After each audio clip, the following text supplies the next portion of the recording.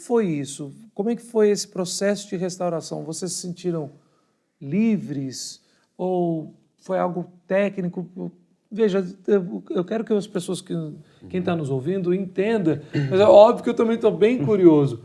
Como é que foi esse processo? Então, tecnicamente falando, estrategicamente falando, terça-feira, na casa de um dos participantes, estudando objetivamente a Bíblia para poder tratar essa questão do pecado. Isso. Na sexta-feira, com o pastor, só para oração. E o que foi acontecendo ao longo desses 6 meses? Acontece um amadurecimento espiritual. A gente entende que pornografia e masturbação e qualquer outra imoralidade sexual que está no pacote aí, pecado, enxerga como pecado, enxerga como idolatria do coração e que a gente tem que derrubar esse ídolo à base do arrependimento e na disciplina da leitura bíblica, da oração, do confessar uns aos outros. E conforme o tempo vai passando e a gente vai se aprofundando no estudo e vai compartilhando fardo e vai orando junto,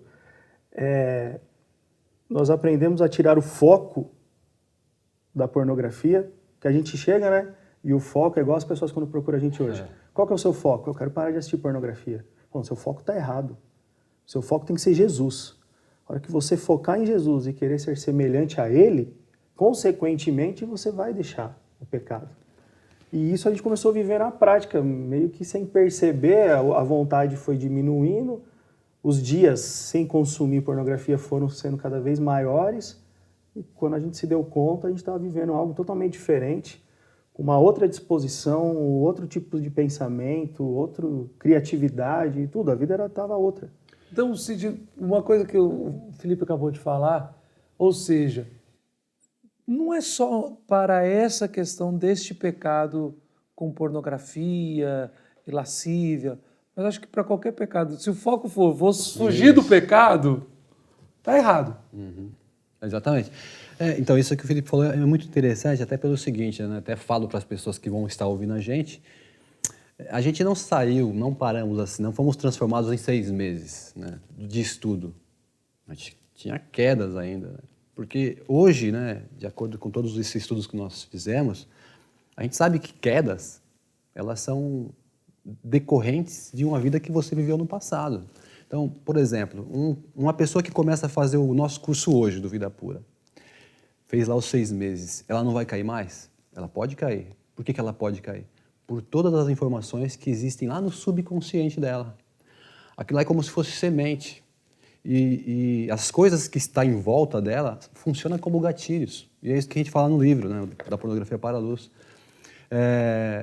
Funciona como gatilhos. Então, e os gatilhos nem sempre estão relacionados com a sexualidade, porque existem gatilhos indiferentes. A pornografia, ela faz um trabalho tão pesado com o teu cérebro que você olha para aquela câmera ali e você já se sente excitado sexualmente. E não tem nada a ver a câmera, por exemplo, com o sexo, com pornografia. Mas você é manipulado por ela. Então, a gente ouve muitos pastores até, porque eles não têm muito conhecimento do que acontece nesse meio, então eles acham que é simples você deixar do vício pornográfico.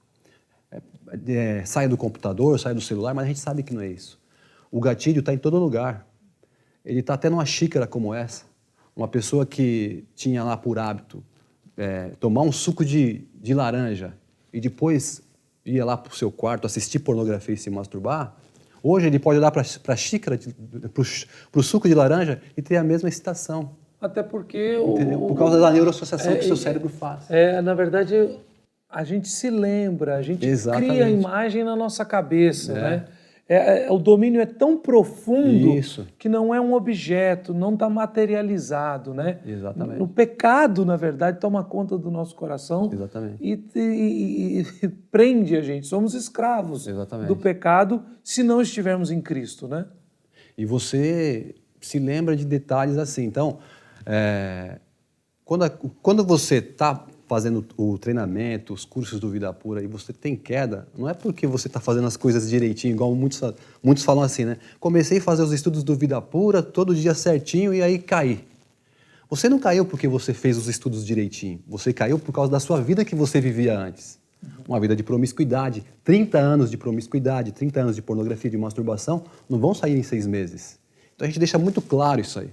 É um avanço constante, né? Cada passo que você dá, mais você vai tendo a claridade, né? Mais você vai tendo a consciência do que realmente é o pecado e você vai se desviando dele.